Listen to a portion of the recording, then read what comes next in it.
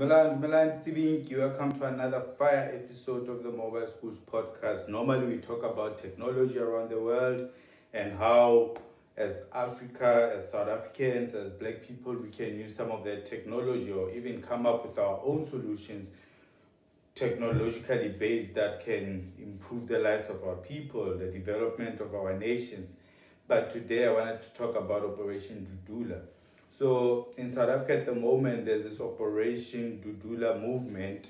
I don't know if I can call it a movement, or a vigilante group that goes around shutting down foreign-owned or companies that hire foreigners. So I watched an episode of one of their leaders, Nhlanhla Lux, and he was making it clear that more than anything, their focus is to make sure that jobs that belong to South Africans are given to South Africans. Good idea, especially the jobs that many of the foreigners are taking in South Africa, especially in the service sector, restaurants and everything. And I've seen a lot of politicians jumping on that bandwagon. Even the EFF a few weeks ago, they jumped on it and went to restaurants to find out how many foreigners are employed, legal or not illegal. But my worry with that approach to the idea that people can get together and decide to apply the law is that where's the police?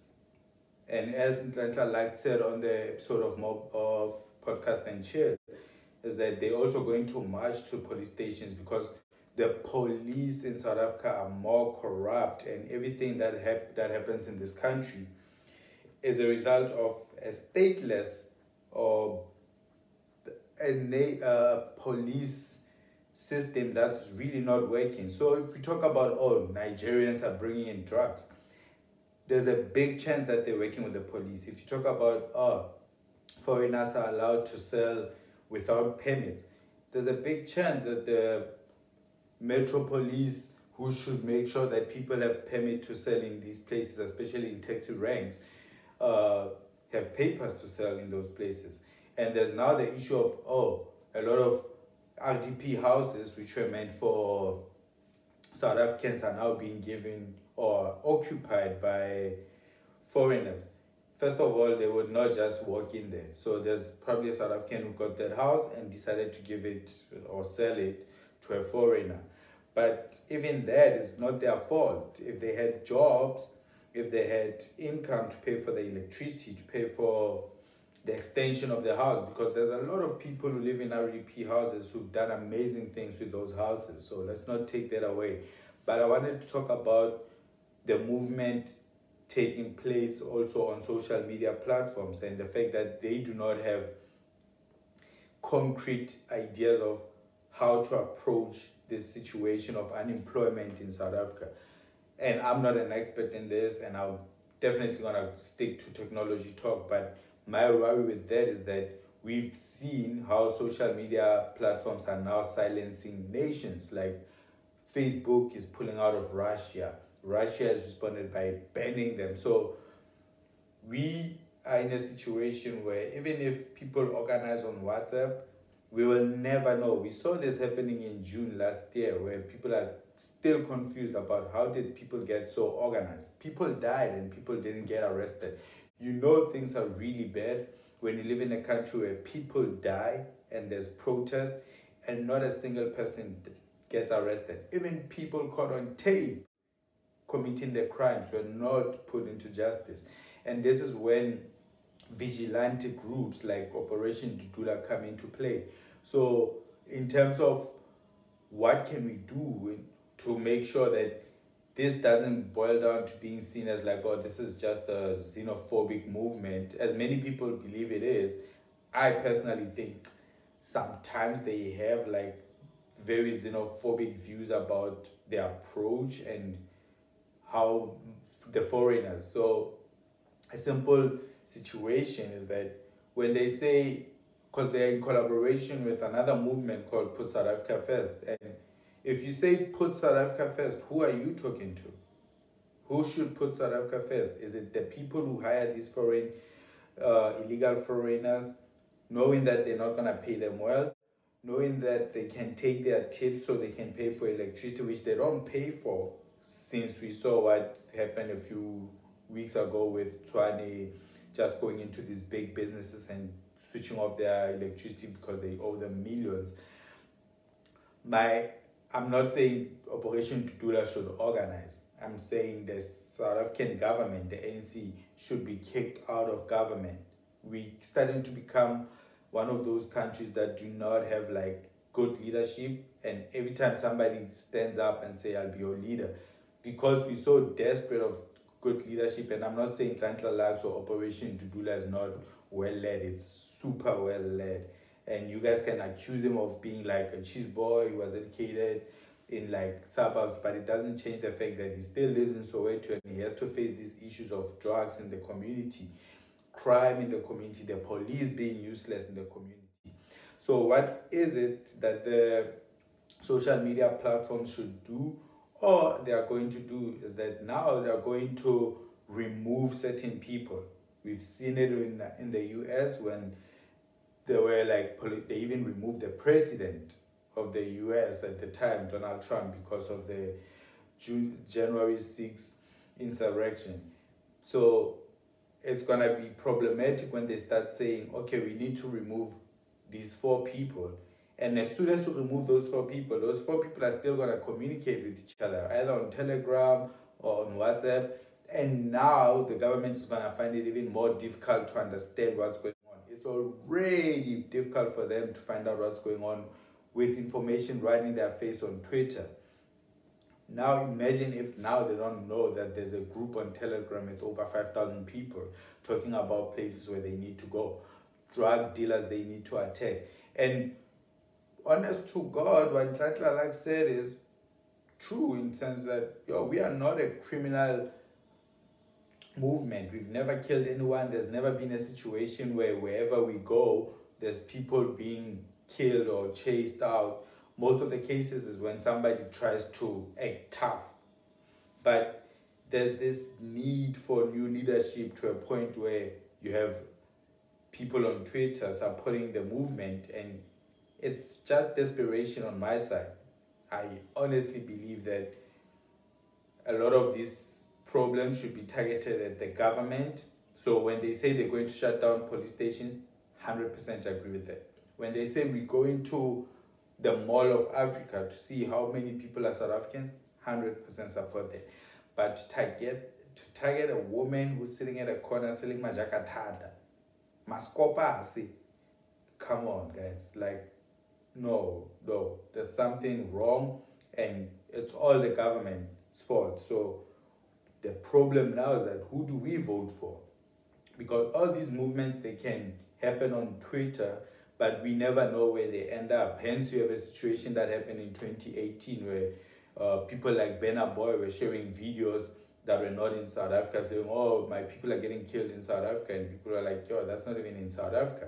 But that's social media being unable to confirm things on time. And for them, the more people are engaged, like in a certain topic, especially when it comes to black people, they really don't give a fuck. If you look at Instagram right now, their main focus is on white girls, white teenagers. Like, they talk about it every day, like, oh no, we need to make sure that Instagram doesn't affect white girls as much as it does.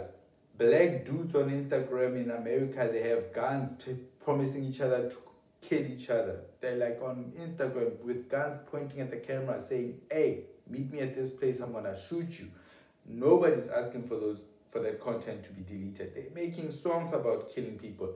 YouTube is not gonna remove that stuff. But when it comes to operations like Dudula, for me, I would see it not far from being the Bouremar by black people, where they're like, we need to protect ourselves, we need to protect our land, we need to protect our jobs. And people can say, oh yeah, but it's not like South Africans want those jobs, but that's not the point. Growing up, we used to have those situations during the holidays. They'll tell you like, hey, go work at a restaurant for the holidays, make your own money, get some skills during the holidays. But then the owners of these businesses, when illegal immigrants who have no papers to work start saying, I'll work for tips, it's okay. And even with the tips, if the patrons don't give them the money, that means they put it on the tip, on the bill. It's very easy for a restaurant owner to take that. So my point with Operation Dudula is that it needs to focus on the owners of these establishments and the government, but to target people on the street is not going to help. We've lost spaza shops. Nobody took spaza shops from us. Nobody took them. Yeah, and then we can share like videos of a few Somalis and Pakistanis making like fake tampons, making fake raja. But all of that is happening because there are people in government who are involved, who are benefiting. So there's the underground drug lords who are not black, who are not Africans, who are responsible for all of this. So it's easy for us to say, oh yeah, Zimbabweans must go home and fight. You guys didn't fight last year in June when things was hitting the fan. It's easy to say, yeah, go fight for your country. But we almost had a civil war. And it might have happened in just 2 places, but we got a glimpse of, oh, things can really go bad. But not only that, you realize that should things go bad, poor people are gonna go to rich areas. So it's in the best interest of like white owners of these establishments, white people who run some of these hotels to make sure that they hire South Africans and pay them fairly. Pay them fairly. That's another thing.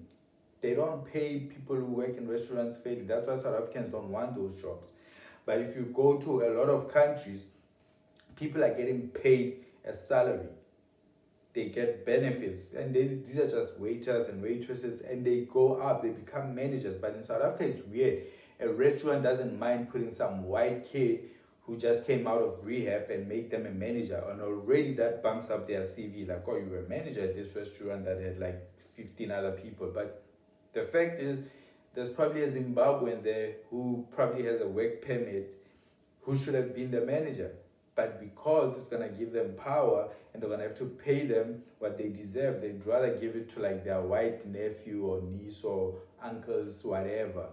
So with Operation Dudula, I hope it doesn't get hijacked by criminal elements, because it's very easy. It's very easy to be hijacked by criminal elements where somebody's like, oh, I killed that Nigerian drug dealer because they bringing drugs, and you'll find out later like, no, you killed him because you wanted free drugs and you didn't have money, and he didn't want to give you skoloto. So we need to be careful, especially the South African police. Actually, Bobeki, all of them, they must be fired. They must be fired, because Operation Dudula is going to take the law into their own hands. And one thing is going to happen. They're going to go to a place like Hillbrow or some other place where there's a lot of foreigners, and one of those foreigners is going to take out a gun and shoot in the air, and then it's going to be war. And it's only going to affect like black students who are in South Africa to study at Wits, to study at Cape Town University. It will never reach white people who are there as foreigners, legal or illegal. If you go to Cape Town, there's probably a lot of fucking Germans whose visas have expired, but they're living nice. They're living happily. They are doing like part-time jobs, because a lot of another problem in South Africa, like white people in South Africa, they love sucking the cock of white people from Europe. They love that whole "you're not like the rest of them" mindset, when they hope that they can leave South Africa. But until then, they need to make sure they hire South Africans. Unemployment is out of this world. You have people standing at traffic light, with a board saying, hey, I'm qualified. I did everything that you guys said I must do. Where's my job? So if Operation Dudula and Put South Africa First keeps training every week, you would think our intelligence would be on top of it and try to understand, why are these people so angry? Where are they going next? Oh, are they going to Bara?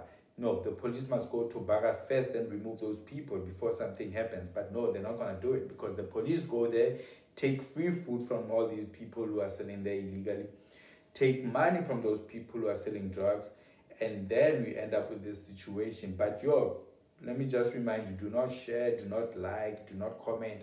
Nobody cares. Nobody cares, because to be honest, I'm not a podcaster. I'm an independent TED talker. Habasha.